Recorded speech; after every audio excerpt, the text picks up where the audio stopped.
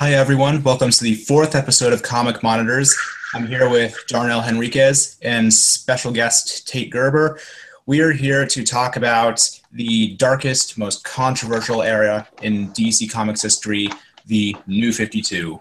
So, how are you guys doing? I'm doing pretty good, and you? I'm doing fine. How are we doing, Darnell? Aside from the technical difficulties we had right now, I just woke up. Okay. Really? Well, I hope we're in a good mood because we're going to need it. So, the Yeah. So the first topic of the video is, how do you feel about the state of DC Comics just before the reboot? I thought it was at its Um, best. I thought it was actually at one of its best points because you had the point where literally, after Infinite Crisis, the world was both dark when it needed to and light when it needed to. It's kind of like and a little bit more optimistic on the light, kind of like the reversal how Marvel was doing at this point after Civil War. mm, yeah, I think I got to agree there, especially after Infinite Crisis, like changed the game with everything, and it told up the stories of Earth 2 Superman and Alexander Luthor, and we got characters back like Barry Allen, and stories are returning to like their original roots. I think DC was in a pretty good like semi-renaissance at that point. So before Flashpoint happened and New 52, obviously. Yeah, I actually did have some fairly big issues with DC right before the reboot. I think Superman and Wonder Woman were both doing very poorly. I think Justice League was doing very poorly. The Bat books were doing pretty good. Teen Titans was starting to improve. But these issues I had, they could have been easily solved with just a new creative direction. Just put a new writer and editor on those books, and everything would be fine. But DC decided, in case you don't know, DC decided to respond to dropping sales and the lesser interest in their titles by doing this massive reboot where they not only reset all their titles back to number one, they didn't just renumber everything, they erased most of their history that they've been building up for a few decades and basically redid everything from scratch. They rewrote most of their characters' origins. They gave some of them new backstories. Basically, they made a lot of changes, and as we'll discuss on this stream, most of them were for the worst, and it And caused a lot of. oh, You go. go finish up your point. I was just going to say it was met with a very visceral response from readers. So, Yeah, and I was also gonna say you also forgot one other major part, which was also because this was during the point with the Dark Knight, just came out, and they were gonna launch out the Green Lantern movie, so they were really thinking like, hey, this is a great chance to revamp the books in the image of the movies we're thinking of coming out. Not movies like Man of Steel, but like those dark, like during like the darker movie era, let's just call it, when everything had to be edgy and Nolanized. mhm. Yeah, I think as soon as movies, I attribute most of the effect that film has on the source material to this birth of the MCU and how they realize, okay, if we can link the two together, it'll get like the normies back onto the books and the movies. So I think once The Dark Knight hit like critical success levels, I think that was the point that DC started realizing, wait, tonally, if we shift towards The Dark Knight, which everyone loved, then everything will be okay because we'll have our comic book fans, we'll have our movie fans, and by this point, we won't be able to tell the difference. So I think once that started happening and they started switching things up there, those were like the early warning signs of what was to come. Mhm. Yeah, throughout the New 52 era, especially in the first three or so years, they were very, very ashamed of their legacy and some of the goofier, more cartoony elements of DC. It was very hard to find those elements in their books. It was very much a Nolan inspired universe. Sometimes it worked, but for the most part, it didn't. So, in case if in case anyone if anyone has any more comments, I'd like to move on to the new 52 titles we think worked. I'd like to save the bad stuff towards the second half of the stream because that's where all the juicy details are going to be. So, Hmm. For me, Okay. for No, no, go ahead. me, for me, all the more ironic is that all the stuff of the New 52 that worked were titles that would have already existed without the New 52, like Swamp Thing, for instance, Animal Man. Green Lantern really ignored the New 52 for much as it's good. Batman, they tried to cram it all within like the span of what was it, like 5 years was it that they said that after Justice League Origins. Yes, it was a 5-year timeline. Yeah, so like literally almost all the books that actually did succeeded were books that pretty much said reboot. What reboot? Or literally that they could have continued on even without the New 52. Just say, hey, literally blank. Mm-hmm. Yeah, like the only. Yeah. Oh, you can go. No, I don't know. I was just thinking that for me, the books that succeeded were the books that, like Donald said, they weren't afraid to like say, okay, we have these roots that people enjoy, so we'll stick to them, but we'll throw a few new things in it as well. So for me personally, the books that I feel succeeded, Batman, of course. Snyder changed the game with his run on Batman, so that worked. Swamp Thing, I definitely agree with. For me, I feel that Flash kind of actually worked. While like Twisted definitely was the fact that Captain Cold and most of the rogues had powers and all the other elements introduced. I think for the most part, the Flash like actual title was solid, but like ignoring the fact that it wipes almost everything out of continuity. I think that was a pretty solid book, like as it started running until like maybe later down after we hit the Future Barry arc and whatnot. Wonder Woman for the most part, I feel like was a good title for its time. And then yeah, others like Animal Man were also definitely good. So I have to agree with that as well. Mm-hmm. Yeah, I agree with most of the books you brought up. Some personal favorites of mine from that era were Grayson, which oh yeah, after a pretty mediocre Nightwing run, I feel like Grayson was a breath of fresh air, and I'm disappointed that book series didn't get to go on a little bit longer. I very much enjoyed Aquaman, especially the early issues where they were kind of like, poking fun at all Aquaman's negative reputation. I thought that was very entertaining. I mean, towards the later arcs, it got kind of generic, but it was readable, so I can't really complain. I really liked Night of the Owls. That was the first arc of Snyder's Batman. I have some issues with pretty much all the other arcs I've read, but we'll get into those later. And some of the lesser titles like Animal Man and Swamp Thing, I really enjoyed those, but unfortunately they didn't really last long because this is kind of going off topic, but a big issue with the New 52 was they released 52 new books all in the same month. So that pretty much screwed over most of the secondary titles, stuff like, Swamp Thing, Animal Man, All-Star Western, because everyone's attention was on the A-list characters like Justice League, Superman, Batman, all that. They couldn't financially afford to pay attention to these secondary titles since there's just too much product in this very narrow time frame. So that was a bogus decision, and fortunately DC seems to have learned from it. So, and as a slight comeback, just because of the topical thing, looks like Marvel didn't, because 60 new books on the same goddamn month of Legacy. Oh, Marvel never change. No, I think also another book, if I can just like bring that up quickly, Suicide Squad. For the first few arcs or so, Suicide Squad was an incredibly decent, I actually have to agree with that. Like, but I can proudly say that I have all 5 volumes of the first Suicide Squad stuff before Forever Evil ended. All 5 volumes are sitting on my shelf right now. It was definitely a great read.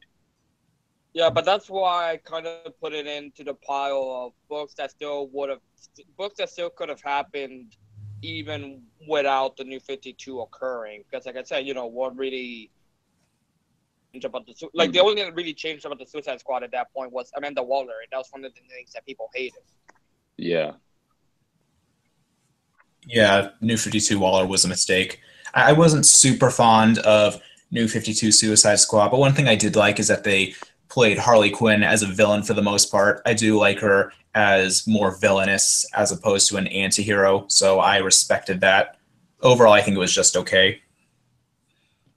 Yeah, the stuff they did with Harley Quinn and Deadshot, like specifically, was really good. Like this was like the gray period before Harley became Deadpool light. So I enjoyed what they did with that for the most part, especially with the Death of the Family tie-in, where she met the New 52 Joker for the first time in a Mhm. while. Hmm. So, any of the books you guys mentioned, do you want to elaborate on those for a bit? Like, talk about what was great about stuff like Swamp Thing or Animal Man or Snyder's Batman run? Okay, so I think I should go with the Animal Man Swamp Thing. So one of the things that they did with Animal and Swamp Thing is that these were the books that DC was trying to focus on with their new horror branch. Like, okay, we have the superhero stuff that we all know. We have the science fiction space odyssey with Green Lantern and the Black Red Lanterns and even Supergirl and those kind of books. But then you had like the horror book and then Magic with Justice League Dark and so on and so on. But then the horror books were supposed to be names like Swamp Thing and Animal Man. But one of the things that they also really did make it was they still kind of acknowledged the roots of these characters because, like I said, in Animal Man, they literally referenced the fact that the character met his creator, well, quote unquote creator Grant Morrison. But and they say that pretty much all the Avengers that he had of the famous Animal Man run, is pretty much or like a fever dream to him. And so anytime they added in new stuff to pretty much like, no, you weren't adopted by aliens to give him superpowers. You're actually part of this magical omnibus collective known as the Red. He's like, wait, what? And it's like, yeah, we just told you it was aliens because you're human, and since that's how many of you humans seem to get powers, it was more feasible. Mm-hmm. Yeah, I was glad that DC was willing to give some horror books a chance at the time, because we all joke about like how dark and gritty titles have become sort of a joke, but like horror is one of the few places where it genuinely works. And I'm a big horror junkie, so I loved reading those titles and all their like insane, gory, disturbing imagery. And the writing was genuinely good too. I actually think Swamp Thing is the best thing Scott Snyder has ever written.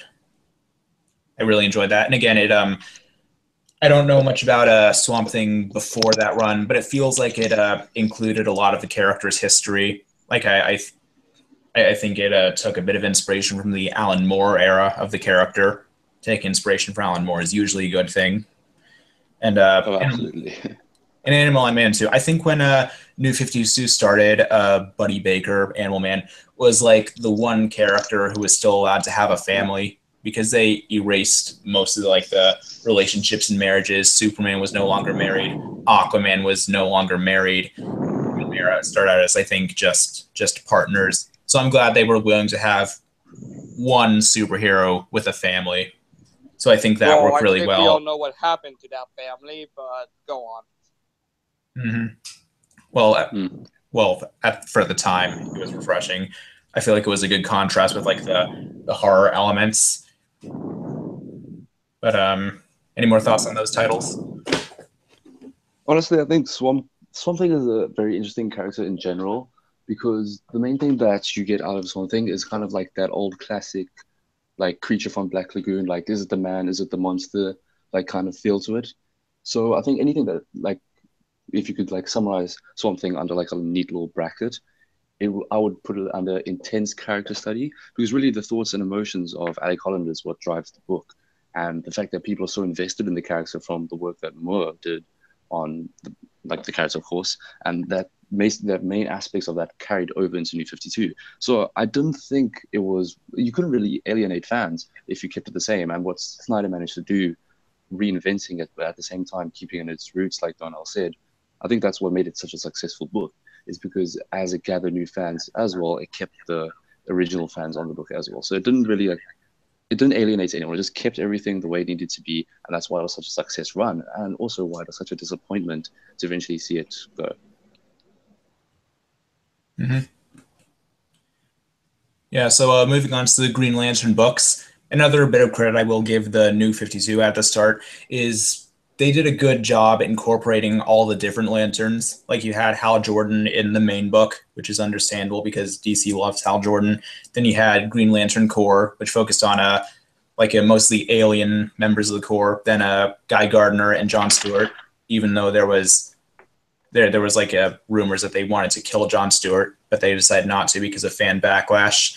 Then you had New Guardians, which focused on Kyle Rayner, like the last human lantern at the time, and then members of the different core of the emotional spectrum. You had I know that creepy. Garfleeze. Yeah. Yeah, yeah. You had like that, like Saint Walker and all of them. Yeah, that creepy Red Lantern chick, and so I think they did it. Please. Yeah, please. So I think they did a very good job at the start with the Green Lantern books. They kind of fell apart a little after Jeff Johns left, after he quit the book after a great send-off arc called Wrath of the First Lantern. That was very entertaining. But it literally is called The End in the volume section. Like if you look up, Volume 3 Green Lanterns, it's literally just called The End. Yeah, The End is a fitting title considering what happened next. I think another great lantern-centric book for me personally was Red Lanterns. Red Lanterns I have really dug. Mm-hmm. Like it wasn't like the most standout book. It didn't have the greatest writing, but I think the fact that we got to focus on Atrocitus so much before Guy Gardner eventually was the main focus after a few issues, that was really entertaining. I would be down for another Red Lanterns book come Rebirth. Mm-hmm.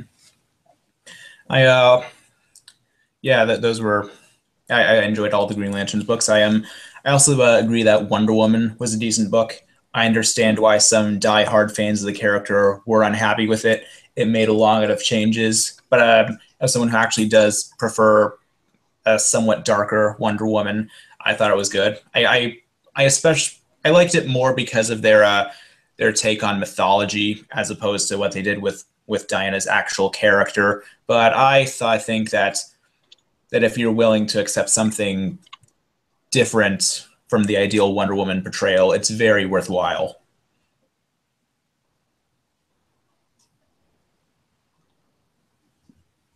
Yeah, definitely can't argue with that. Quick, like if we want to carry on from Wonder Woman, how did you guys find Red Hood and the Outlaws, by the way? Oh, good Lord. That's one of the one books that I didn't tell him, because I gave Matt a list of books to read before we started this. He was a bad boy and he read some books that I told him not to, and he got punished because of those books were.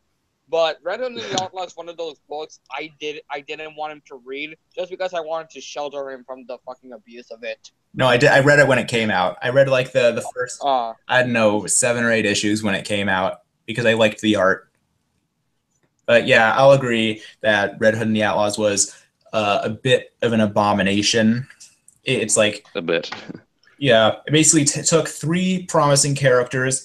You had like Jason Todd, who up until then was usually portrayed as a villain, which I thought was fine. Then you had, Starfire and Roy Harper of the Titans, who had been mostly good characters up until that point. And it basically took them and it turned them into just the most annoying character archetypes ever. Like you had Jason, who was the most obnoxious hardcore anti-hero ever. Then you had Starfire, and I'm not usually one to call the sexism card, but even I'll admit that her portrayal in those first issues was pretty darn sexist. She was literally just there to look hot and make sexy poses. And I know that that complaint is overused a lot of the times. The sex object complaint is applied in situations where it doesn't apply, but in this case, it's warranted. She was basically just a sex object in that series. And then you had Roy, who was a character who does have a history of being a bit of a screw up, but he has characteristics that make up for it. You can tell he is a genuinely good guy, and he has what it takes to pull through his shortcomings. But in that series, he was just an annoying schmuck. He was like this like annoying stoner idiot. So wait, Matt, are you telling me that he can beat the odds and go the distance? I think so. You know what I'm referencing, right? What are you referencing? The Hercules song. I don't know the Hercules song. No, From the Disney I'm movie. going for a blank there. From the Disney movie. Oh yeah. But yeah, Red Continue on. was a mistake. No, Red and the Outlaws. Like, I dig the concept behind it. It's definitely like something that you could go with, like all these outlandish like characters that don't fit in, all banding together. But it sounds good on paper. It didn't execute well, not at all. Mm-hmm. So, are there any more really good runs you'd like to bring up before we move on? I mean, we could spend a whole episode talking about Snyder's Batman, but in summary, I would say that Snyder's Batman took everything you enjoyed about Batman and then reminded you that at his core, one of Batman's greatest traits is being a detective. And then Snyder was able to weave a mystery throughout 52 issues and it all tied together and it was great. There were some weak parts like the Bloom arc and I think Joker Endgame was not my favorite as well. But we also got some really good stuff like Court of Owls. And for me personally, I know a lot of people didn't, but I really enjoyed Zero Year, like for some reason. So I say that overall, Snyder he brought Batman back to his roots. He added his own unique little flavor to it. He was more snarky. He was witty. He was able to play off his Robins, and he was also definitely more of a thinker. He was very verbose. There's a lot of speech bubbles if you open a Snyder Batman book. And it definitely expanded on the mythology of Gotham as well. Like I remember in Court of Owls, like every first page you'd open would be like a 3-page history lesson on how the tunnels of Gotham have like 5 different gangs and Batman's interrogating them. So it like hit home on like what Batman is and who he is in relation to his city and his villains. So that's why everyone loves Snyder's run. Yeah, I'm glad you brought up Snyder's run because the next segment of the video, I want it to be the controversial runs, the ones that half of fans thought were great, half of them were disappointing, ones that really warrant debate. So my personal thoughts on Snyder's run are Night of the Owls was great. I read that one when it first came out, and when I was reading it, I was kind of blown away. It gave me the impression that that run was going to be one of the greatest Batman runs of all time. And then Death of the Family came out, and it kind of killed my optimism because my big issue with Snyder's work is that he doesn't really respect all the established elements of the Batman books. Like the one thing that really bugs me about his run is he has a bit of a contempt for most of Batman's allies, like all the various Robins and the Batgirls. I personally think he does not care much for those characters because Death of the Family kind of feels like a hate letter to the concept of the Bat family. And I feel like on its own, that run wouldn't have been bad if not for the fact they never really touched on those characters again for the rest of his run, or at least very briefly at most. I think Death of the Family was an excuse, not really have to use like the Robins or Batgirl in his stories ever again. So, and also Zero Year. I recently reread Zero Year. I thought it was an okay story. I feel like it went on a bit too long, but I don't really like the fact that it was meant as a replacement for Batman Year One. I feel like it was him trying. I feel like Snyder was more interested in leaving his own mark on the Bat books and genuinely expanding on the mythos. I guess he's more interested in changing things than adding things onto the mythos. So that was a bit of an issue I had with his entire run. And then Endgame was just a disappointment. And I don't think I read anything else past that. Yeah, so for me, my view on Snyder is for me, he's the reversal of how I feel with Tom King. Like, all the arcs, I have very, fond, oh, okay, this arc is great, this arc is great, but then when I read into the individual issues, so, my biggest problem for me is how he kind of a lot of times treated the villains because like he kind of made it to like that more okay. These characters have to be more darker. Like the one out that always made me rip out my hair was Mr. Freeze because he made Mr. Freeze go from like the No, I forgot about sympathetic. that. Mr. Freeze go from like the sympathetic, I want to help my wife sort of character to the no, I never had a wife. I'm just a psychopath who is obsessed with this woman, and I'm using this as an excuse onto why I do all the crimes I do. Like I feel like like I said, he does love the character. It's like the same thing I say with James Mandergold about Logan. Like he does have a genuine love of the character and what the character stands for and how the character became of what they became, even if he disagrees with a lot of the other elements of said character. And like I said, you can kind of feel that with, like I said, with Matt, with the whole how he treats the Robins, how he kind of treated a lot of the villains. Like I said, that very you can kind of see that's very similar content where like a lot of the fantasy or a lot of like the nicer elements, he kind of tries to strip them away so they feel more villainous. Yeah, and I like mean, overall, overall, I kind of like like I said, like very good in arcs if you read them all in like volumes and certain things. But if you kind of read them like as individual issues, then for me they kind of felt raw. They kind of feel like like half of what made the New 52 bad. But like I said, at the same time, like I said, it's kind of the reversal of the opposite of what I say with Tom King, where like the individual issues are great, but the overall arcs are kind of bland. Yeah, I think touching on what Matt said quickly about the Robins, I know Scott Snyder throws like a lot of himself into his characters. I remember when he in like an interview he's like, "Oh, when I write Batman, I just write me with a Batman mask on or something." So I think someone asked him was like, "Oh, why don't you write enough? Why don't you write more Damian and more like Nightwing into your stories?" And I think he said something where he like envisions Damian, like he puts like the personality of his son into Damian, and he doesn't like want to envision his son getting like hurt or something. It was really weird. It was like incredibly weird. Like yeah, like a quick sidetrack about why he doesn't want to write Robins. But I never really understood his like discontent for that because for That's those who haven't read, yeah, carry on. that's kind of weird considering the fact that he's the one that killed off Damian during the Heretic run, and he wrote an entire issue where Batman is like mourning Damian, and there's no dialogue in the entire issue. And that's often considered to be one of the best, Batman runs. It's Batman mourning the death of Damian.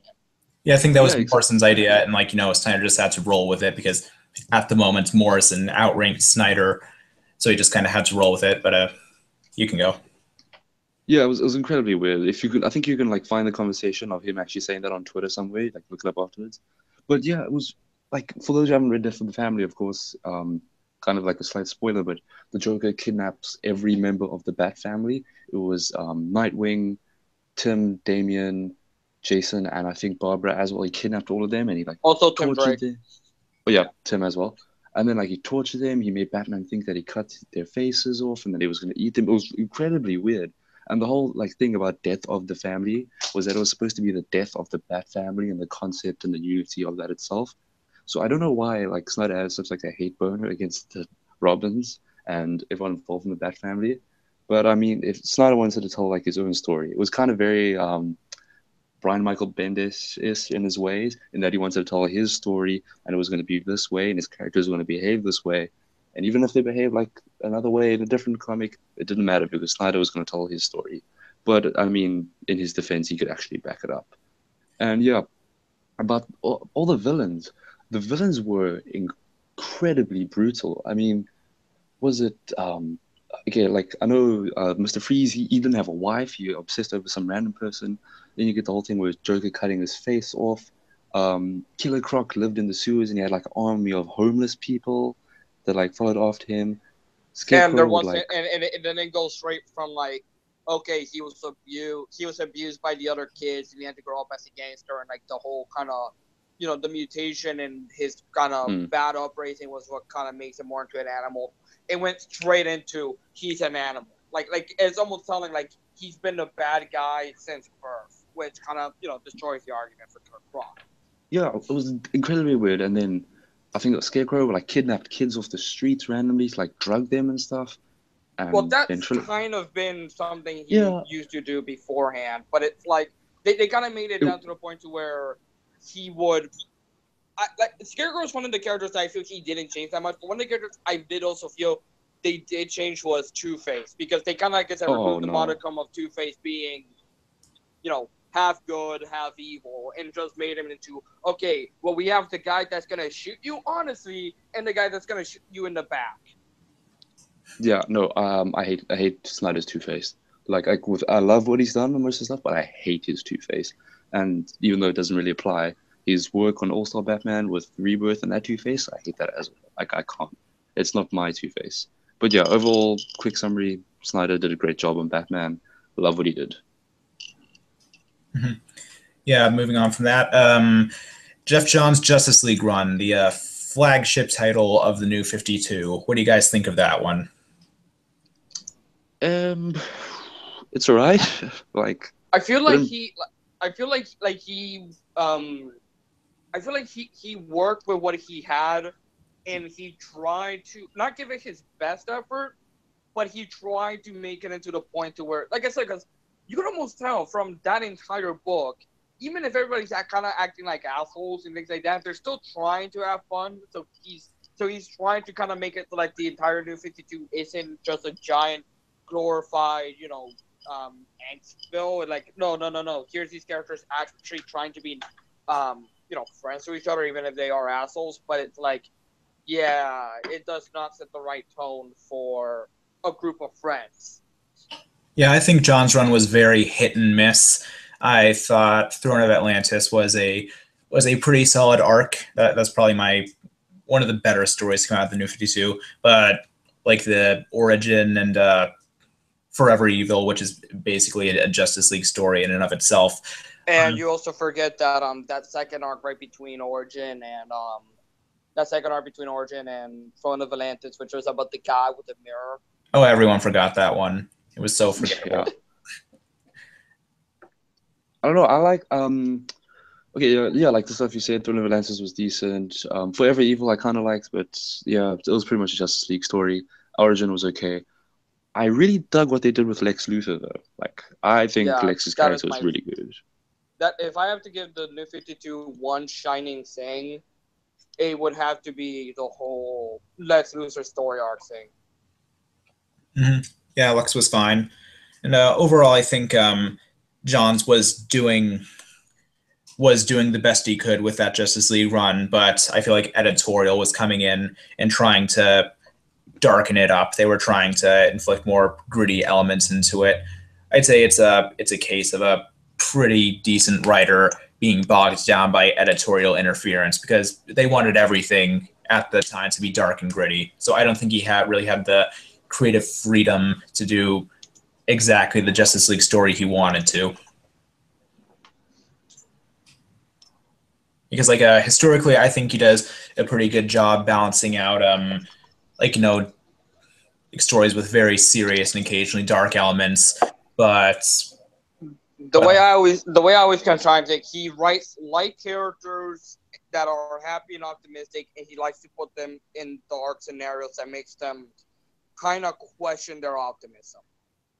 Yeah, like I was going to say that about his Green Lantern run. I think that's a pretty good example of what you just described, because like the characters like Hal and in some cases Kyle and all of them, yeah, they do have they're fairly optimistic. They're certainly not super angsty or aggressive all the time, but the stories did get pretty dark, but in a way that felt justified. With Justice League, it felt like everyone's just arguing and being aggressive just for the heck of it, just to fit in with this dark and gritty tone that DC wanted at the time. Yep, I can't say anymore. Like 100% agree with you on that. Mm-hmm. It had its ups and downs, but most part, Johns was just like, here, I'm writing this. I got to fit in with the tone, but I'll make the best of what I got. Mm-hmm. So moving on to Flash. I have not read much of the Flash run because I'm not a big Barry Allen fan. I don't really feel compelled to read anything starring him. So do you guys want to give your thoughts on the Flash stories throughout the New 52? Sure, I can give you my opinions. I've read, unfortunately and fortunately, every issue of New 52 Flash. So, for the most part, I'd say that it was all right. Okay, so we had like a couple of new characters. We had I think of the first arc we had Mob Rule. We had Turbine, who was a speedster who lived in the Speed Force. And we had a bunch of new elements that were brought up and everything. But it was very like it hit the ground running, but it didn't have enough road. They had all these characters like, oh look, Iris West is here. Oh, Henry Allen's here. Captain Singh is here, and it just started shoving in characters so fast you couldn't really keep up. I remember by the end of like the first arc, you'd already seen the Rogues, Grodd, the the Speed Force manifestation. You've been teased about Reverse Flash, and it was just like it just didn't stop. So I think the pacing issues it really struggled. But one of the main areas that it shined in was character. Barry Allen, like for me, I think they nailed Barry perfectly. They got his world perfect. They got his relationships with Iris and with Henry and with his rogues. They did that really perfectly. Another thing that a lot of people didn't like, this is why I put it on the controversial list, was how they changed up the origins severely. Like they said, like, oh, Captain Cold had his gun, Heatwave had his cannon, but then they like switched it around where they said in a space of time they gave themselves the actual powers of their weapons. I think that threw fans off completely because that's not what anyone wanted. No one wanted to see Captain Cold with ice powers. No one wanted to see Heatwave. There was something stupid with Mirror Master where he was like stuck in the mirror dimension forever and he couldn't leave. He could only like pop out every one of them to like stick his head out. Yeah, I read that. I think that's so sorry. Yeah. No, You it was also have stupid. What Like, a no one Wizard liked it. being a living tornado, and Twister being a living tornado because of the fact that he can only move the Speed Force in one direction, and then What a Wizard being a literal like water storm. Yeah, it was incredibly weird. And no, Karen. Yeah, I was just saying, like, I was reading Forever Evil, and I came across that stuff with the rogues actually having superpowers, and like, I don't like that at all. They should be technology-driven villains. That's not something that should have changed. Yeah, but I think there was like a really cool moment in Forever Evil where like Captain Cold was like, screw this, and he like started using his gun again or something. I think it was something that happened along that line. But yeah, and then like I think Gorilla Grodd was like wanted to eat Flash's brain to get the Speed Force or something really weird like that. He wanted to eat the vessel of the Speed Force. That's why he kept screaming like, when I get the vessel of the Speed Force, then I will be supreme. Yeah, Grodd was weird. Another controversial thing about Flash, the two Reverse Flashes that appeared in New 52 run, the first one being the Daniel West Reverse Flash, which was awful, to say the least. And the second one was... Yeah, to just clarify to the audience how bad this character was. When they put him in the Suicide Squad, the running joke was that they blew off his legs. So he was a Reverse Flash who had, Speed Force powers, but couldn't run because he literally had no legs. Yeah, it was like... Oh, man, the Reverse Flash was bad, but I think he's gone forever now, so it doesn't matter. And then eventually they brought back Eobard Thawne, but they call him Zoom, which is fine because there's always the confusion between the names if he's Professor Zoom, Reverse Flash, or just Zoom or whatnot. But they changed his origin completely, and nobody liked it. Like he didn't have the Speed Force. He had the power to slow down time, so it looked like he was running fast. Which was pretty much Zoom's power. Yeah, and it was incredibly weird. And they like tied this whole thing in about how he had a history with Barry's dad and how he traveled back in time and he met the whole Allen family. It was not good. But if you sweep through all the dirt and trash, you can find some really good stories in what they did with some of the minor villains as well. Like Tarpit had some really good moments. And then I think the introduction of Wally West, the Wally West 2, as he's been referred to in the DC Rebirth, his character started off as quite the annoyance, but as he grew on, I started growing a bit fond of him. Of course, I don't have the history and the relationship with the Wally West character like I do with maybe you guys, because I mainly started reading more of the Barry Allen stuff. That's how I got into Flash, but I did go back and read some Wally. But yeah, I started thinking that Wally West 2 was fine. And eventually it kind of just ended randomly with this weird story about the Flash fighting the Riddler with the help of the Rogues. So overall, it was all right, but it wasn't anything special. But I'd still read it. It's a good book.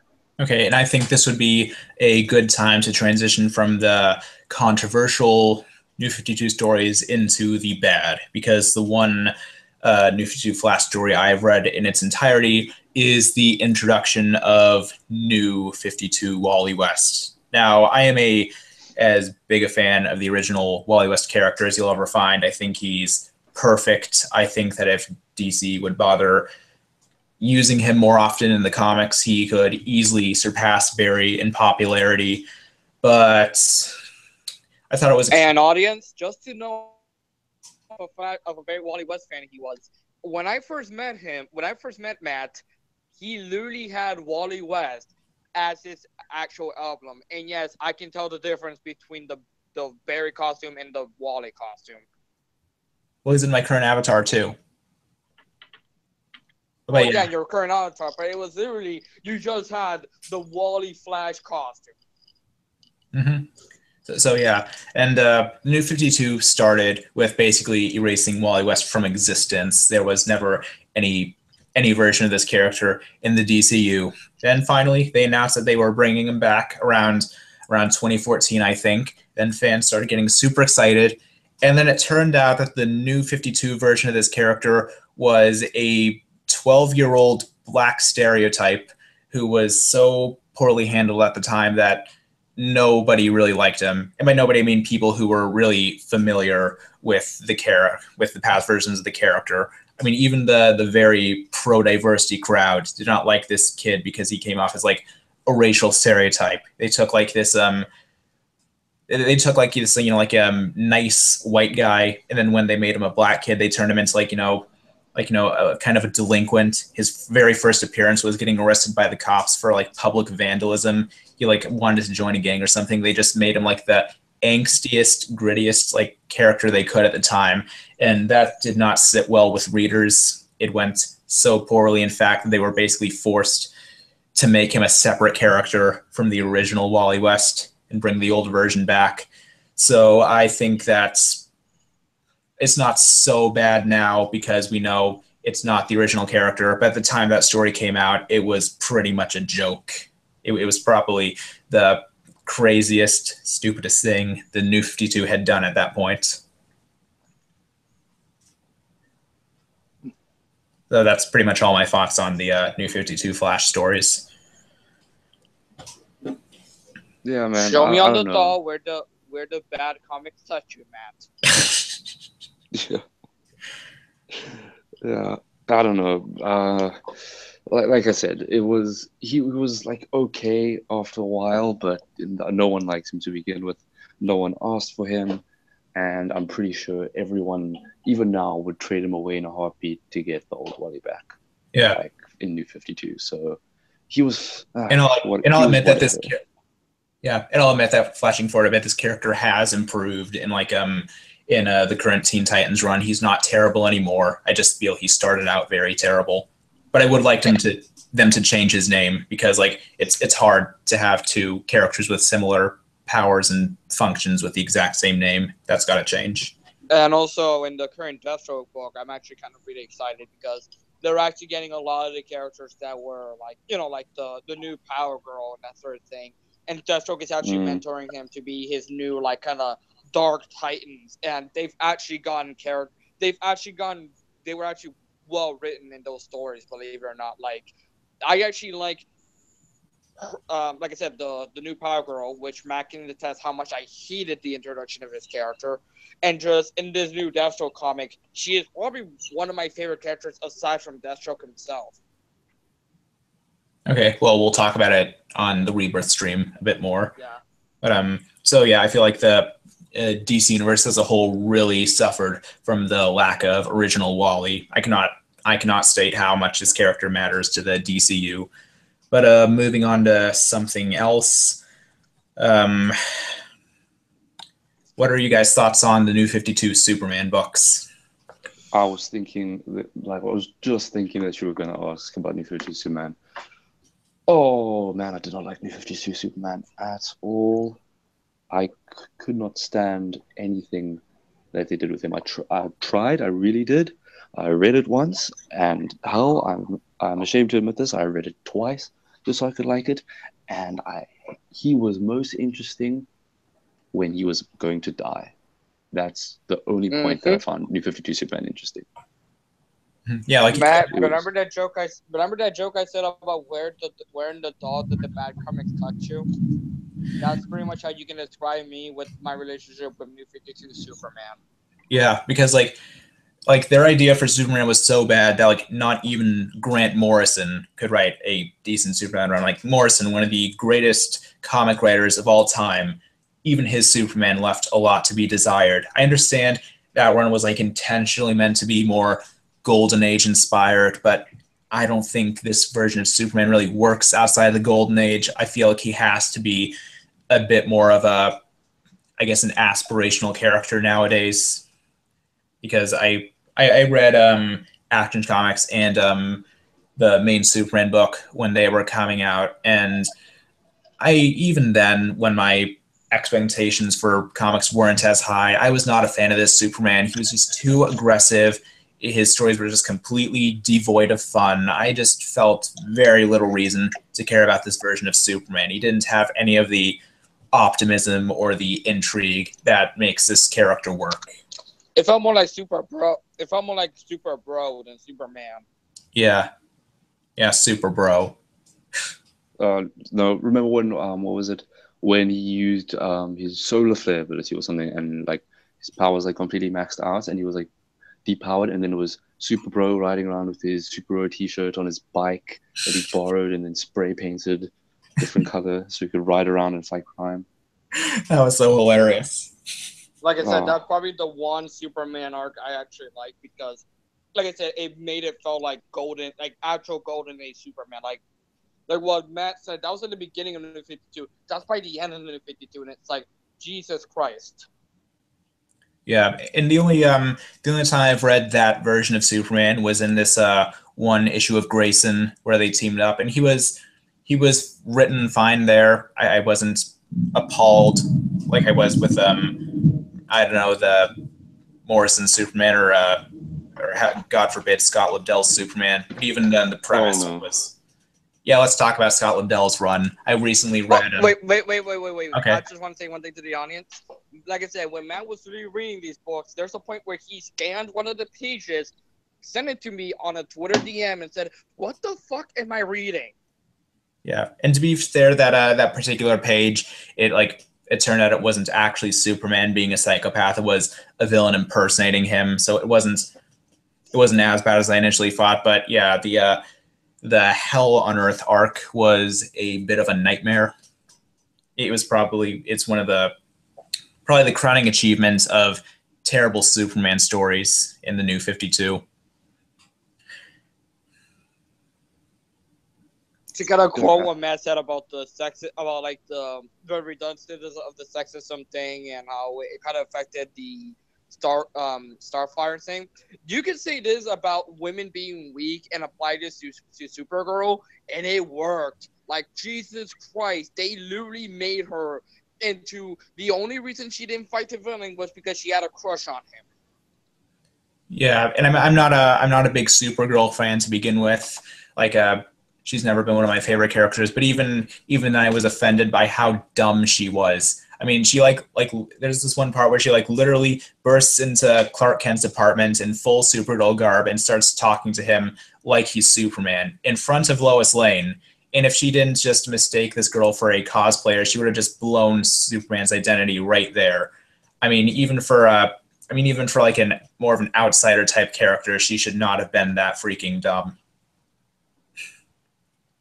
Nah, there was one good part about New 52 Supergirl that I really enjoyed, and it barely had any impact. It just lasted. But that was when Supergirl became a Red Lantern. That was really cool. Everyone loves that. Mm-hmm. Because she is the one character that you would think out of the two, which one would be more angry about the destruction of Krypton? How about the character that actually lived there and actually has memories of it? Yeah, exactly. Yeah. So that's why it worked out perfectly. Yeah, I wish they kept Supergirl as a Red Lantern and then like, brought Power Girl, the original Power Girl, in to like, sort of fill her role in the DCU. I thought that would have been clever, but they undid that too quickly. Way too quickly. How did you guys feel about New 52 Superboy, by the way, and that lovely Tron outfit that he wore everywhere? Horrible. New 52 Super is Abomination. And once I give my thoughts on him, I feel like it's a good time to dig into New 52 Teen Titans. I absolutely hate what they did with Superboy.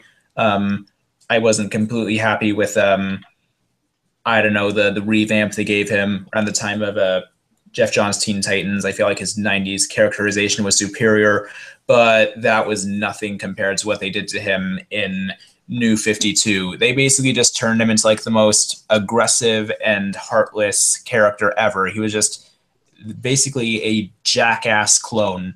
And like this little detail about his new little nitpick about his new origin that kind of got my nerves. Like they changed like his Kryptonian name has always been Kon-El, and in the pre-Flashpoint continuity, like he got in like kind of this like in really sweet moments where like Clark Kent himself gave him that name. It was like really touching because it was like the first time he had really been acknowledged as a human. It was the first time he had a proper name.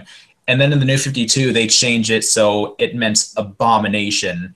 So they basically made it so like in pre-Flashpoint continuity, Superman, they gave this kid a name that meant Abomination in Kryptonian. And I thought that was just hilariously stupid. But Matt, don't you remember? Cloning is an abomination in Kryptonian culture. No, I can't. Let's just like, I know it'll hurt more, but let's just talk about New 52 Teen Titans because I don't want to think about Abomination anymore. Yeah. New 52 Teen Titans. It's rightfully earned a reputation as possibly the worst long-running series from that era. They basically took an entire generation of beloved teen heroes and ruined all of them for no reason. And it was written by Scott Lobdell, the same guy who did Hell on Earth and Red Hood and the Outlaws. And I've heard his current Red Hood run is actually okay, but it actually is. I was gonna say, surprised. Yeah, I was gonna say I still can't bring myself to read it because after all the horrible stuff he's written during the New 52 era, I just can't read anything he's written ever again. I know everyone writes bad stories, but he's just written so much crap during this era that I pretty much blacklisting him by now. It's like meeting Uncle Touchy after all those years and you still can't find yourself to forgive him. Mm-hmm. Yeah. No, New 52. Well, you got to remember, Matt, they didn't ruin New 50, the Teen Titans in New 52 because they barely included any of the ones that you liked. We got new characters that were set to raise the bar, like Skitter and Bunker, the characters that everyone really wanted to see instead of, I don't know, Beast Boy or perhaps Raven. Oh no, lest we forget the actual Raven that appeared later. And let's not forget that they completely osmosis out Cyborg. Oh yeah, they basically got promotion. Yeah, they basically took like Cyborg, who was like one of the iconic Teen Titans. Like everyone knows him from the cartoon and like from the Wolfman run, and basically retconned it so that he was never part of any Titans team in history, just because they needed a token black guy on the Justice League. And and I like Cyborg, I like him a lot. I'm not being racist here, but they did. Like I said, literally, there are so many superior African Americans or just African characters in literally Justice League history. Yes, it's Black Lightning. They could have done Black Lightning or Vixen or like John Stewart. They got two GLs. No, literally, Mr. Terrific. How many times have I been screaming up and down? You want a character that can pretty much that would be like an intellectual rival to Batman? Bring in Mr. Terrific. Yeah, and like the thing is, this isn't it. It's terrible for Cyborg because he's not an A-list character like the rest of the Justice League. He's like basically this secondary hero completely surrounded by gods. Like maybe if they changed this up, there was, I don't know, like a couple additional secondary characters joining with him. I think he was briefly a member of the Justice League before Flashpoint, but they upgraded, I think, Dick Grayson and I think Starfire as well to be reserve members, so it felt more natural. But here they just kind of rewrote the Justice League's origin So it's 6 of the founding members, but with Cyborg in place of Martian Manhunter, and that did not work out for anyone. But yeah, getting back to Teen Titans, yeah, like I said, they pretty much ruined a whole generation of beloved teen heroes. I talked on the last stream about how much I love the Young Justice era heroes like Tim Drake and Bart Allen and Cassie Sandsmark, and they completely redid their backstories for no reason. I already talked about Tim Drake's ruined backstory. Then they took Cassie Sandsmark, Wonder Girl, who started out as just like like this sort of a Wonder Woman fangirl who ended up like getting powers from the gods and becoming a hero in spite of it. And they turned her into like a Catwoman late. They turned her into like a thief for no reason. Then they took Bart Allen, and his new backstory in this run was that he was like a religious terrorist from the future who was sent back in time as a witness protection before he was put on trial for his crimes. And that was just one of the most random and overly complicated and pointless backstory changes I've seen in comics history. No, I think I could beat you on that. The constant changing of Scarlet Witch and Quicksilver's parentage is probably more confusing. Oh, when Scarlet Witch magically changed her parentage during Axis. Oh man, it doesn't get worse than that. Actually, I think Donna Troy is worse. She's been through 4 or 5 terrible backstory changes. No, but at least Donna Troy is down to the point that it's actually comical. Like, it's actually down to the point that we all accept it because we want to see what the fuck is gonna happen next. I don't know about that, but yeah, New 52 Teen Titans, it started out with this horrible storyline called The Culling. It was like a Hunger Games ripoff where this supervillain called Harvest, he abducted dozens of teen heroes and forced them all to fight in the death so that he could turn the survivors into his own personal team of supervillains. It made no bloody sense at all. Oh, and he was that's Avengers Arena. Except minus the calling part and turning it into where it's literally just a snuff film for supervillains. Minus the part where it's actually a good read or decent. And I love how they could just skim over the fact that this could have been good, like the story, right? It could have been like decent. They could have had like all the young heroes that you love, like Starfire, Beast Boy, like the real Raven. They could have had all of them. And instead of killing each other, like maybe like 1 or 2 like randoms that no one cares about, but like knocked off, and then from like the ashes of this arc, the Teen Titans could have formed like a select few, or like we did pretty good working together. Let's actually do something. But instead, Robin went road tripping for a few issues, picking up random superheroes, and then it just culminated like the worst way possible. Yeah, and another horrible moment from the Culling storyline was they introduced Artemis from the Young Justice cartoon into the main DCU in the story for 1 issue, and then they killed her off immediately. They just like took this like popular hero from a beloved animated show. They inserted her into the comics just to kill her off in the same issue for a shock death. I mean, that was a low point. That was a very, very low point for everyone involved. Yeah, I mean, you can see like that. You can see Matt's avatar. We've got Artemis like right there in the top left, and Artemis was a fan favorite character from Young Justice. I mean, I was excited when I saw her. And the fact that they killed her off just as like look at that, look at the balls that we have. It helped them in no possible way. Everyone just started to hate it even more.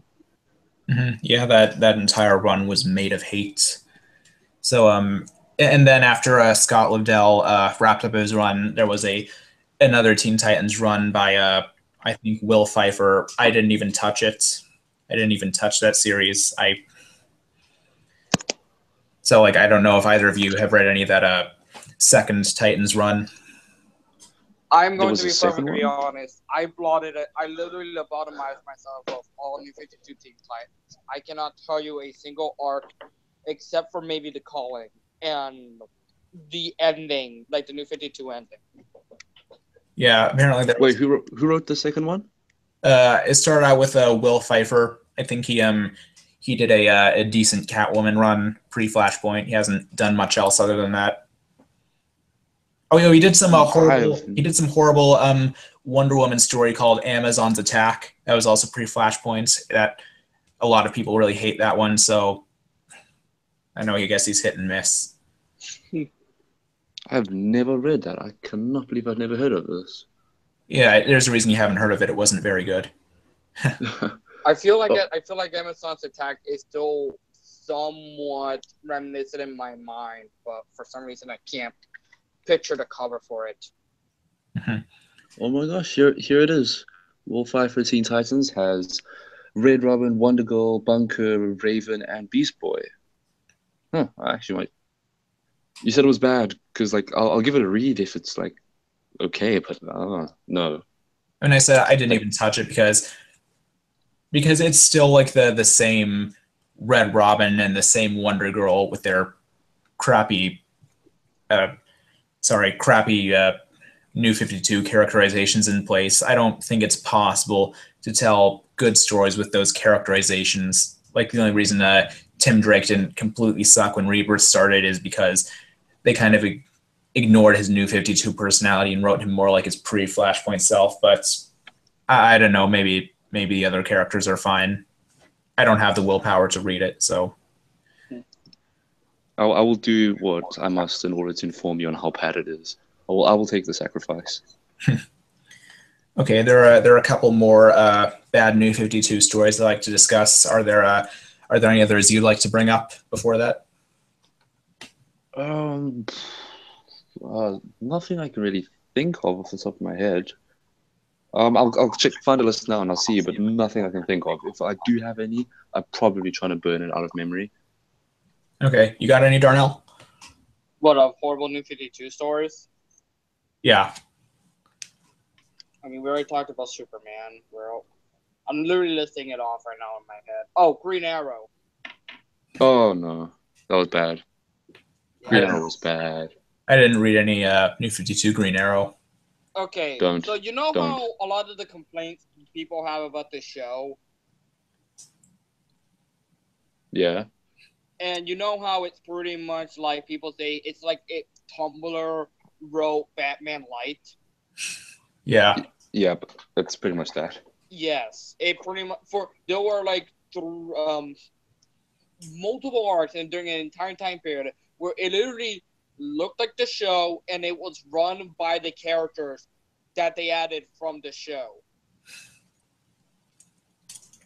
So it was Oliver and Felicity, yada yada yada. He wasn't his like comedic self. It was just. I remember when they added Felicity for the first time, and then all the fangirls started freaking out, and they were like, it's Felicity, Queen, Slay, and all the other things that they usually say. It was terrible. The best thing they did was...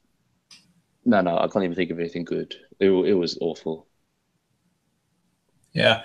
I don't really watch Arrow. You'll have to fill me in on this whole Felicity thing. So Felicity was take it away. Felicity was originally Rob. You remember Firestorm, right? Firestorm? Yeah. Yeah.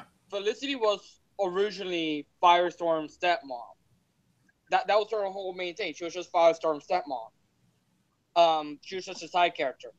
But then, because they needed an Oracle type character, they retrofitted her so she was never related to Firestorm, and she's just this character that, oh, you're Oliver Queen, you're the Arrow. Hey, I can help you on tech stuff.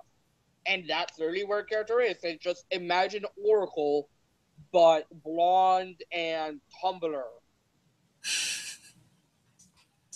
Yep, you summed it up perfectly. Don't worry. Yeah, and they put her in the comics. Yeah, they put her in the comics for a run, and then she got sent to prison, and we haven't heard of her since. Sent to prison. Yeah, I bet a lot of people liked it when that happened. Yeah. No, all the people that enjoy Arrow in season 1 and 2 were like, yes, great.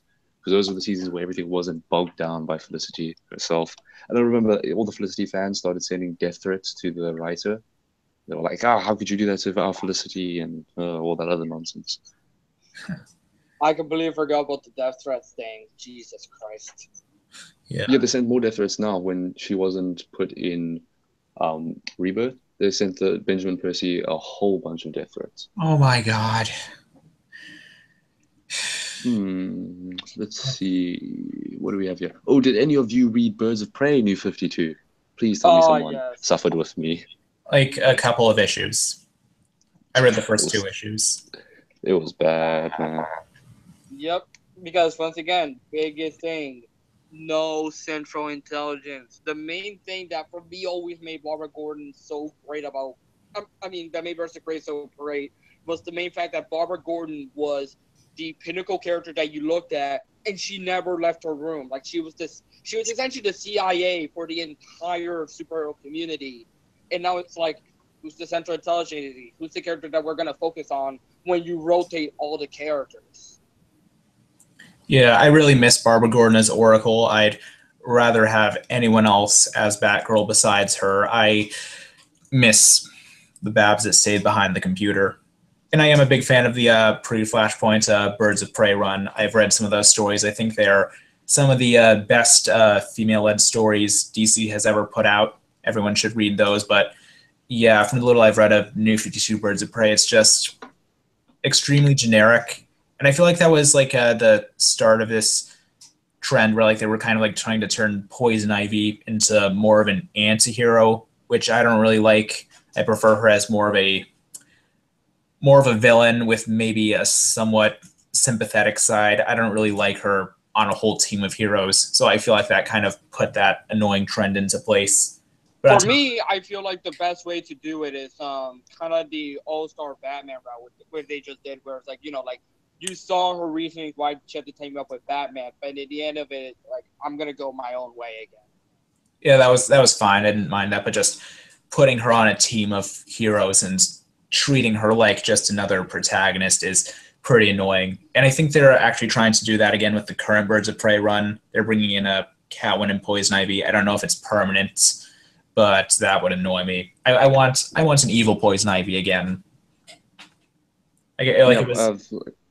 Sorry. Yeah, Poison Ivy's gone. No, Poison Ivy's gone good, like for the most part, from what I've seen, especially in the new Harley comics, where she's literally a tag-along character and starts Well, with helping Harley, Harley out. it kind of makes sense because it's like I said, she has a relationship with Harley, so I can kind of, like that for me, I can tolerate. If she's good to the people that she actually cares about, okay, it's like fine, I'll throw a bone to you. But then it's like, then on the overall, when she's on herself, she should be the extreme environmentalist.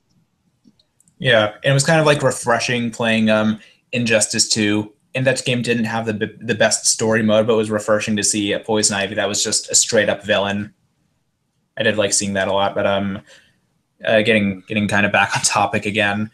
What do you guys think of? Like, there are a couple of stories that made me very, very angry, aside from New 52 Teen Titans, and one of them is Convergence. Oh no! This Dude, was one of the books I made him so read, bad. ladies and gentlemen. So you can blame. So Matt can literally, when he's crying himself to sleep, can blame me. No, I was like, okay, cool. I was like, it was at the same time that Secret Wars was coming out. I'm like, okay, Yes, it was. both companies are doing the same thing, so I'm gonna buy both, and I will see which one I carry on buying. And I have every issue of Secret Wars on my shelf, and I have the first 2 issues of Convergence on my shelf. I could not stand how terrible Convergence was. It was one of the worst things to come out of DC. One of my favorite things I love is the fact that we had Convergence, Secret Wars, and then just on the background that literally like nobody was fucking promoting it, but Multiversity, and Multiversity fucking won out of Convergence. Yeah. Yeah. And Multiversity is actually good. Surprise.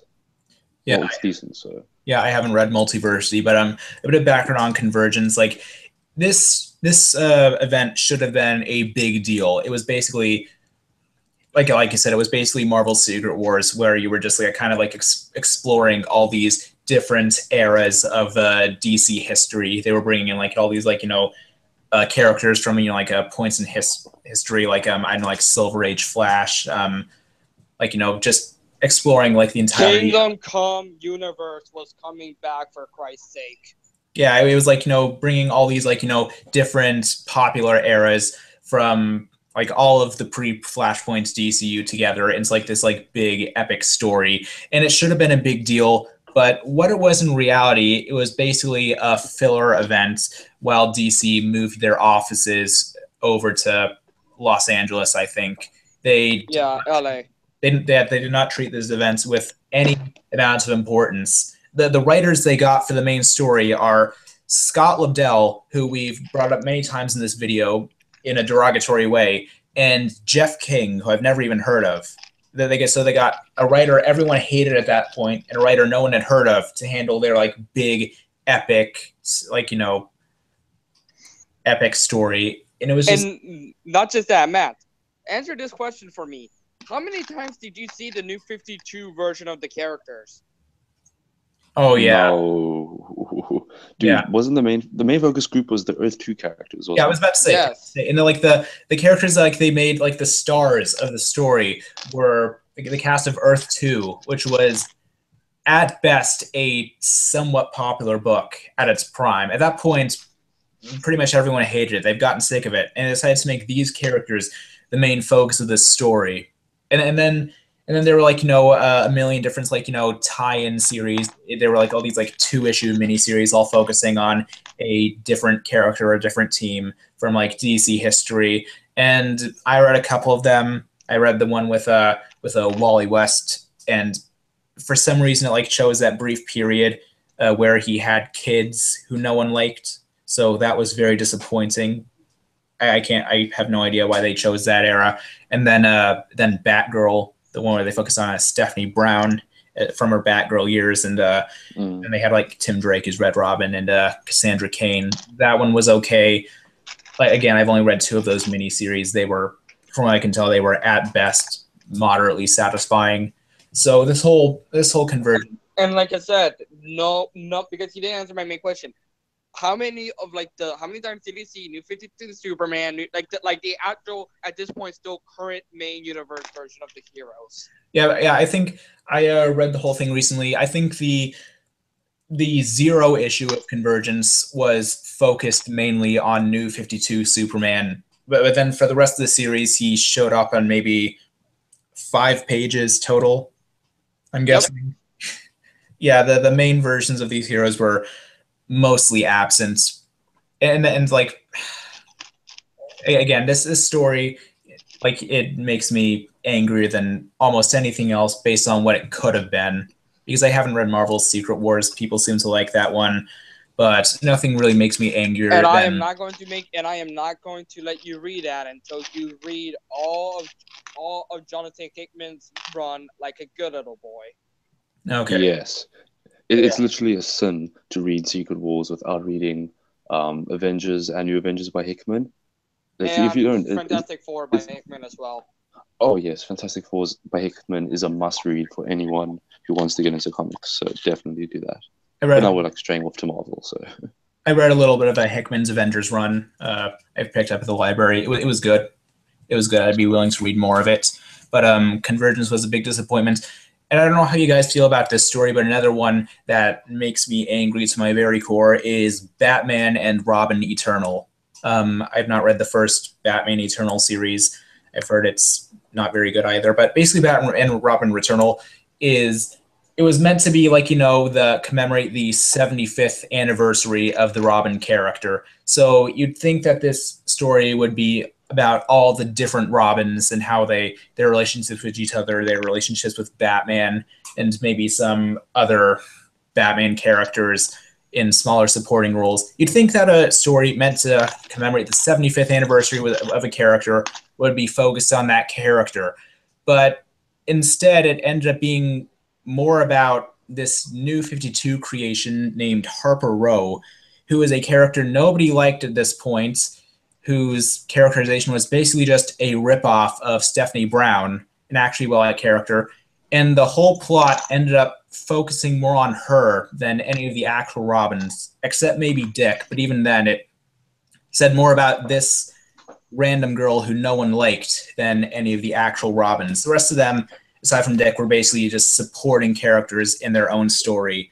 So again, I just, as a pretty hardcore Robin fan, I feel a little bit personally insulted by this series, by how they played it. So I don't know what you guys think of it. Yeah, I don't like Harper. So when I heard Batman Robin Eternal, I'm like, okay, I love the Robins. They're all unique. They all have different personalities and whatnot. And then I started reading Batman and Robin Eternal, and then I found out it was focused on Harper, and I was like, yeah, no. And I checked out immediately because I don't like her character at all. The main thing I liked about that book was the fact that this was the book that reintroduced back Bane and Azrael and what's his name? The guy that became Batman. Yes, yeah, Azrael. And they brought them back as their actual self. Like Bane was no longer wearing the Dark Knight Returns jacket. He was actually a wrestler from the Santa Maria. Mm-hmm. But yeah, this story, it was basically, it had a crappy generic villain with a confusing plan. It had very weak writing and character interactions.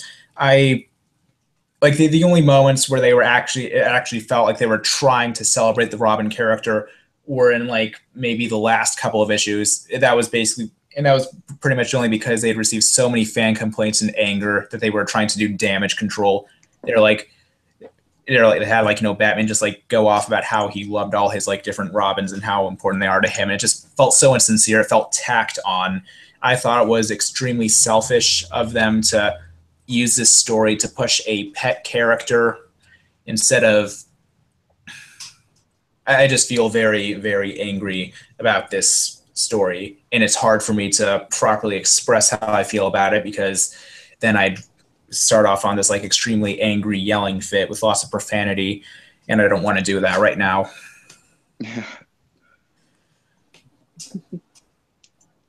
But Matt, do you have any more? Because I've actually found a few while I've been looking around here.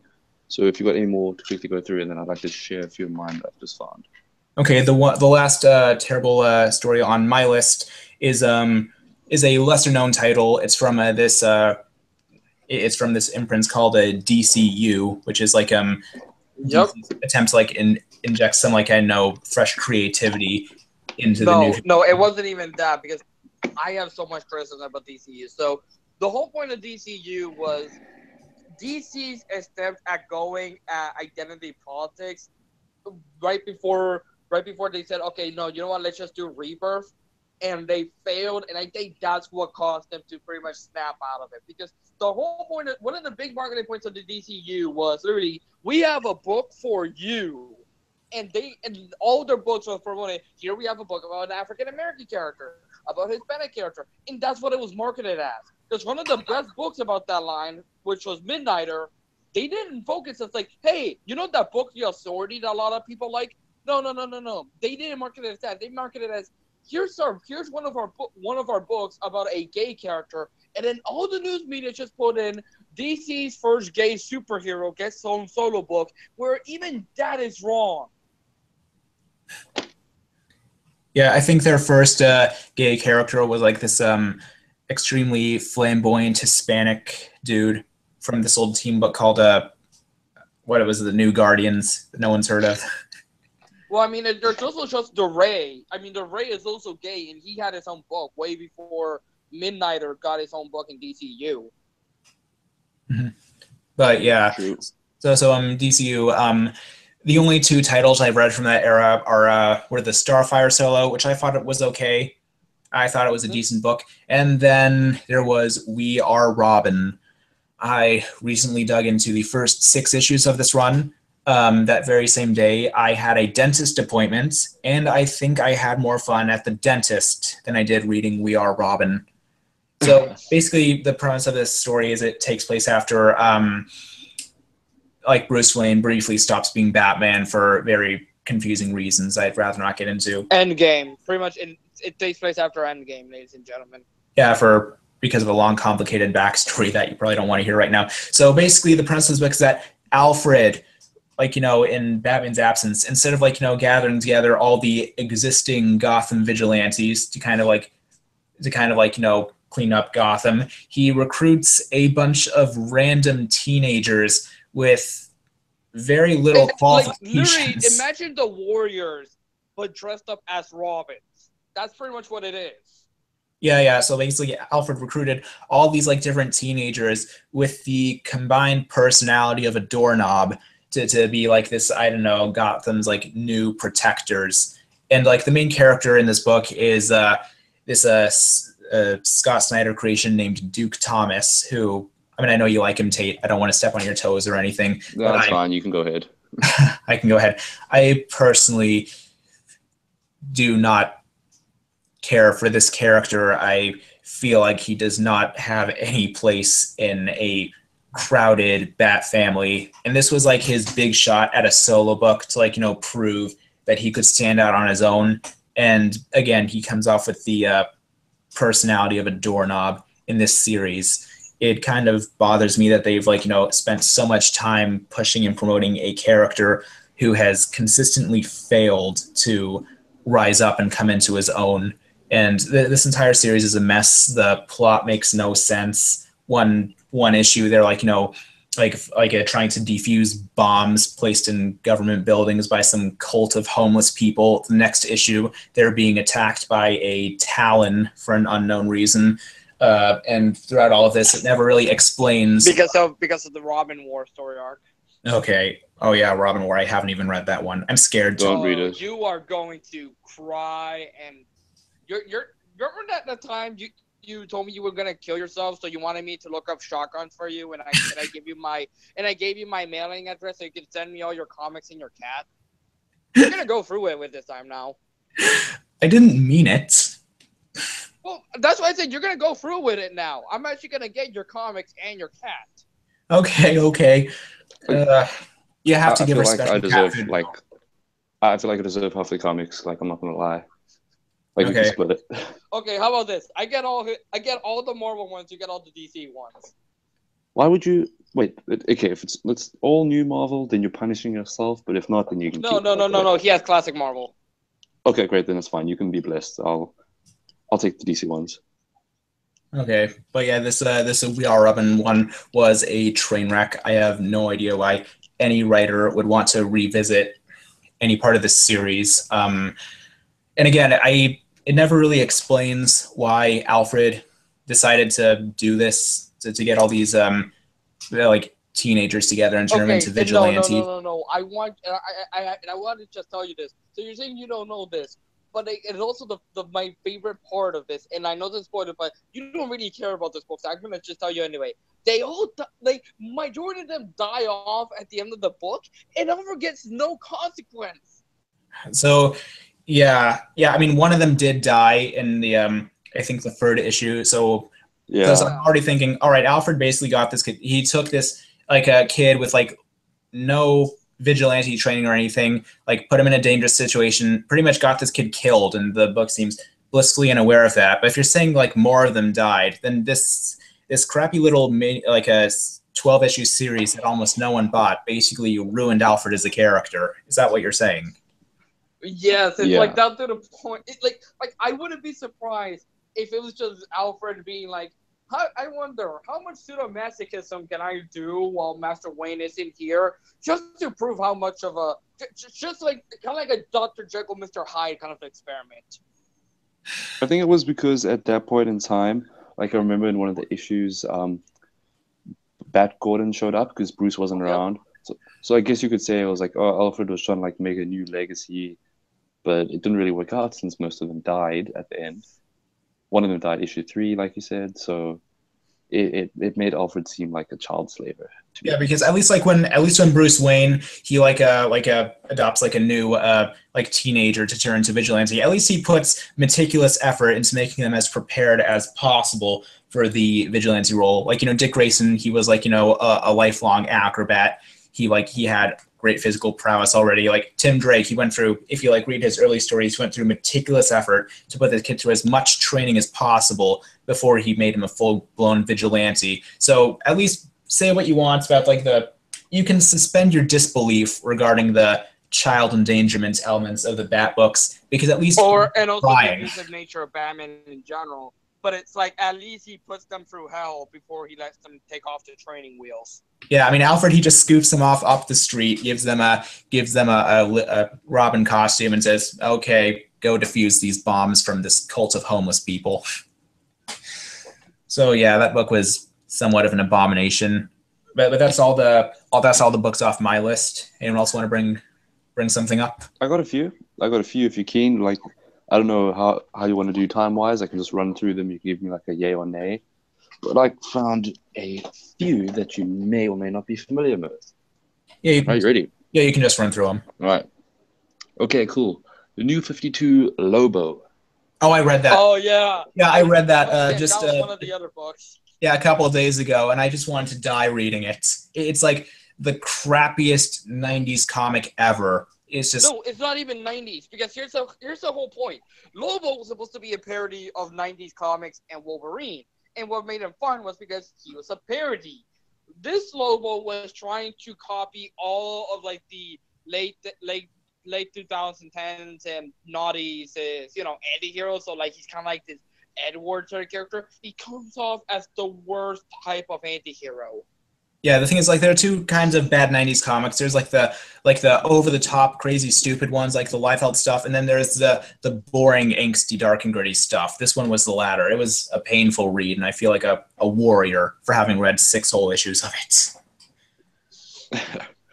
All right. Next one is Justice League International, and then Justice League of America, and then if spinning off of that, Justice League of America's Vibe. Yeah, I read those. I also read Justice League Canada. Justice League Canada. I think it was Justice League United. Yeah, Justice League United. But I always still read it as Justice League Canada, just because I love the idea that it's like, yeah, we're gonna have a Canadian branch of the Justice League, even though the main branch is in fucking America. Yeah, Alpha Flights again. Like, Matt, what are your thoughts? You read them or not? I have not. I have. I also love the fact that Justice League United, it's just Justice League of America is like I said, it had Simon Baz, Catwoman, like, so you think like, okay, these B-list kind of characters from all, like the B-list characters of famous arcs all kind of working together. You think, this would be fun. The writing is just so mediocre. For me, it barely warranted. The Justice League United had a much better thing because, it had Supergirl, Adam Strange, Animal Man, Martian Manhunter, like actual B-list characters, B and C-list characters, and it kind of felt more fun just because of how, like, crazy it was. Yeah, definitely agree with you on that one. Where's the next one that I was looking for now? Okay, in the hype of everything Batman that came out, did any of you touch Batman: The Dark Knight? Isn't that the one that I feel like the chapter of it is like it has Batman on a rooftop and it has like this incredibly dark, like, realistic cover on it. Is that the one you're thinking of? Yeah, I think it was David Finch. Yeah, David Finch, about to say. Yeah, that one. No, I know of it, but I never read it. Oh, okay. Okay, let me give you a brief summary of what happens, right? So in the first arc, everyone on the planet gets infected. Well, not everyone on the planet, that's hyperbole, but most Batman's villains get infected with like venom or something, right? Two-Face gets infected. Oh, is that the one where Two-Face says, I'm no longer Two-Face, I'm One-Face? Yep, that's the one. And then in like the 5th issue, I think it was like Batman gets infected with venom, and then Superman has to like beat him up to calm him down, and he's like turning into like a angry Southerner, and he's like, "Oh, I didn't even trust you, you alien. As soon as you landed on this planet, I knew there was something wrong about you," and he just like starts going off at him, and then he calls it a Kryptonian version of the N-word, and then Superman says, "That's my word. You can't use that." Yeah. Then the second arc was like this weird Scarecrow thing, where like I said, Scarecrow's kidnapping kids and whatever, and then eventually he got beaten up when Batman shot a staple gun through his mouth. The third arc was a Mad Hatter one, which was actually really decent, and was probably Mad Hatter's one of my favorite Bat villains from New 52. But it was incredibly weird. Batman gave away his identity to like a girl he met like 2 nights ago, and she ended up getting thrown onto the Bat Signal. It's basically like getting fridged, except worse. And then it just kept on getting worse from there, so don't even bother with that. Well, I mean, with being fridge, the girl was cool with it. In this one, the girl was kind of a little bit lukewarm. Yeah, she was a bit like on the fence about it. Let's see what else we have here that we can, all the shit that we can sift through now. Man, there was a lot of nonsense now I'm thinking about it. There was a lot of random ass comics like Frankenstein, Agents of S.H.I.E.L.D., Clarion the Witch Boy had a comic for a bit. Oh, did he? Mm-hmm. Yeah, 6 issues. Didn't last I missed long. that. Yeah, there's also a Swords and Sandal one. Mm. Oh, I just remembered a really weird and obscure comic that, like, if it wasn't for the people I listened to, I would have never picked up on it. But there was 2 comics, and once again, just to go into the identity politics of it, this was before DCU. It was We Are the 99% and We Are the 1%. That's what the books are. Yes. I'm literally reading this right now. The Green Team, Teen Trillionaires. Yes. Oh, I remember when those came out. No one liked those. Mm-hmm. Do you want to describe this to the audience, or should I? No, you go ahead. I want you to. Okay, so both books are essentially, similar to like We Are Robin. The only difference is that no Alfred, so no outside DC influences. And it's just a group of vigilante characters, one of them being from the super elite, think like Kim Kardashian, that sort of like ultra rich characters that have literally nothing to do. So they decide, you know what, let's just go out and be vigilantes with our own money. And they are some of the most obnoxious characters you will ever meet. Meanwhile, the Green Team was like a group of like disenfranchised, like literally like the lower. So like you have a girl in a wheelchair, you had a black guy, like literally like what you would literally imagine. It's like, yo, you're like the quote unquote poor of society. And once again, they were written like these were like the good people, but it still came out like the most preachiest thing you ever seen in your life.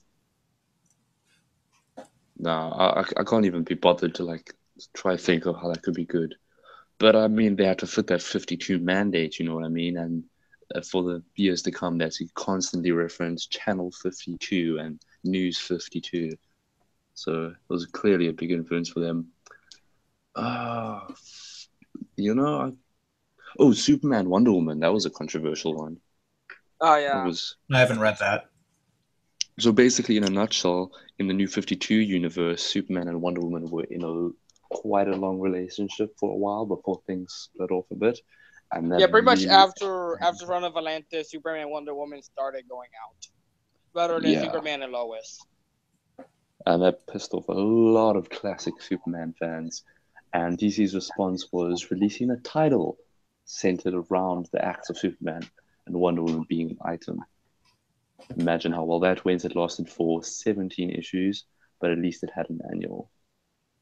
Mm-hmm. So it's been going on for quite a while now. If there's like a 1 or 2 more books you guys like to bring up before we wrap up, that's cool.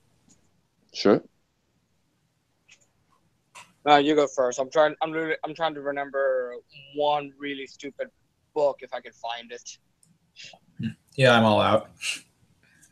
I'll try and think of something. I'll keep looking. Gotham Academy. Has anyone ever read that?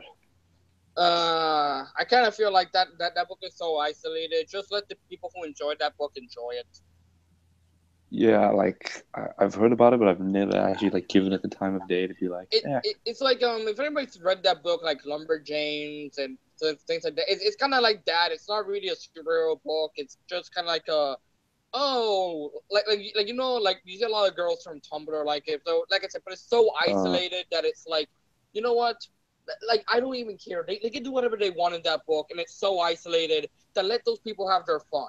Yeah, it's harmless. It's like it doesn't even matter if it's good or bad or not. It's completely harmless. It has no effect on anything. Mm-hmm.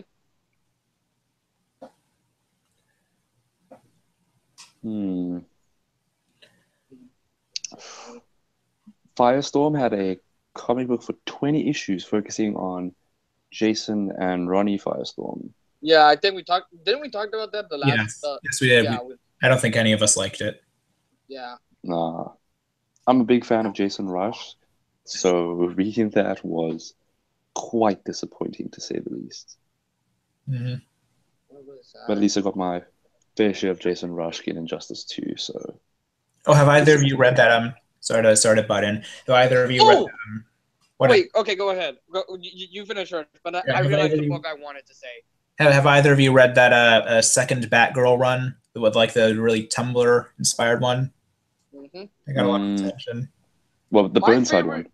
Yeah, the Burnside run. Oh, I hate Burnside so much. Yeah, me too. My favorite is the fact that there was a major controversy about one of the villains being transgender. That is one of my favorite things I just loved. Where it's like, here it is. Like, she didn't even know it was. It was like the moment she learned, it's like, oh my god, I'm so sorry, and they still threw a fit about it. But No. okay, the book I want to tear my claws into, the Trinity of Sin. Oh, do enlighten me, please. Starring Pandora, Okay. the coolest DC character ever. Yes. Said nobody. Said no, Dr. Manhattan. Like I said, so when the New 52 started out, they had to rewrite the origin on how the DC universe was created again, because they couldn't do the hand thing or any of the other origins that they did that people liked. So they essentially did that the world was corrupted by sin and evil because of 3 characters. You probably all know, most of you probably know 2 of the 3 of the characters, and if you're a history buff, you might know the third. But the first character they put in is Judas. And then, like, Judas is being tried at auction by the gods. So once again, it's kind of weird that they're doing the Jesus a character from Christianity, from Judeo, from Abrahamic religions, and he's being tried by like Zeus and all these other polytheistic gods. And he's saying like, "Come on, he trusted me. He would have forgiven me like you would." And then it's like, because of this, you're gonna be wiped away from history, and so he becomes the Phantom Stranger. Okay, that's kind of innocent because that kind of is one of the Phantom Stranger's origins, that he is supposed to be Jesus or the Wandering Jew or a fallen angel. That's fine. But then it goes into the worst thing. Anybody know the history of the guy that burned down the Pantheon? No, please. Yeah, the guy. Yeah, I forget his name, but he did it for attention, and his name's used to describe people doing horrible stuff for attention. No. He did it for attention because he wanted to be renowned for it. But then what they did was they wiped away his name so that nobody would ever know what his name was, as punishment for, oh, you wanted this for attention. Now your name is no longer gonna be known throughout history. And we found out about it. But essentially they made it to where this guy, it's like, oh, come on, I just wanted to, I'm going to be well known. So it's like, so we're going to wipe away your name from history forever. And so that's how we get the Question. The new origin of the Question is that it was the guy that burned down the Pantheon, and that is his curse. Oh my god. And then the third character we all know is Pandora. So it's like, what was my crime? And then they'll go, you opened the box. And so you're gonna and so they made it into the Trinity of the Sin. And each 3 of them had their own individual books, and then they got their own combined books. And it was like, Jesus Christ, what the hell am I reading? Oh, it's terrible. Yeah. Question is such a great character if you do him well, especially the Renee Montoya version of Question that started popping up. Yep. Oh, damn it, New 52. Yeah, that was a big incident. You couldn't let anything be pure.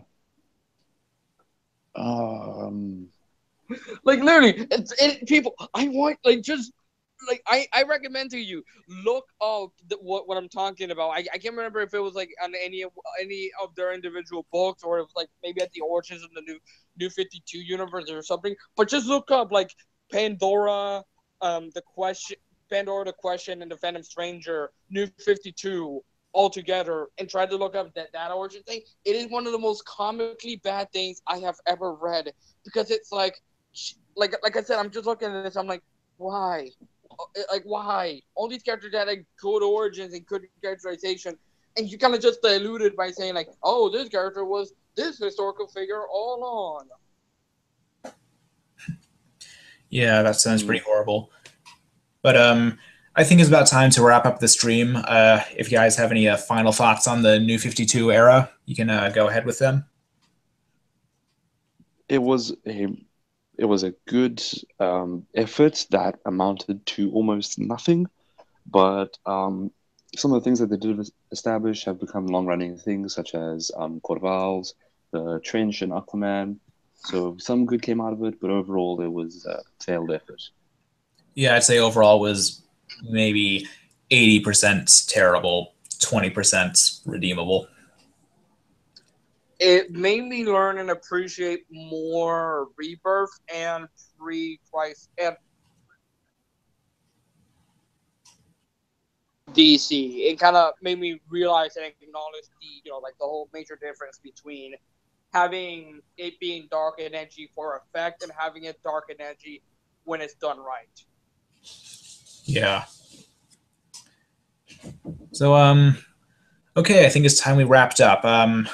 Thanks for listening. Hopefully we'll have another stream up discussing Rebirth pretty soon. So thanks. And then after that, we're going to be discussing literally after the Rebirth comic, the Rebirth discussion. We're going to be talking about the next. I mean, probably the last 10. What do you say? Last 10 or last 17 years of Marvel? Which one do you think, Matt? Oh, I don't know. Last 10. Well, I say 17 because even. I say 17 because literally new Marvel kind of starts after Avengers is assembled. That's kind of the cutting off point between, not modern, but you get what I mean. Like Michael Bendis kind of golden age style of Marvel, and then the new current Marvel, and then everything else is kind of, all categorized as one giant lump of this is the old. Sort of that's how I kind of always view it. Yep. Okay, so it's been a great stream. Thanks for listening. Have a nice day, everybody. Thank you for having me, Matt. No problem.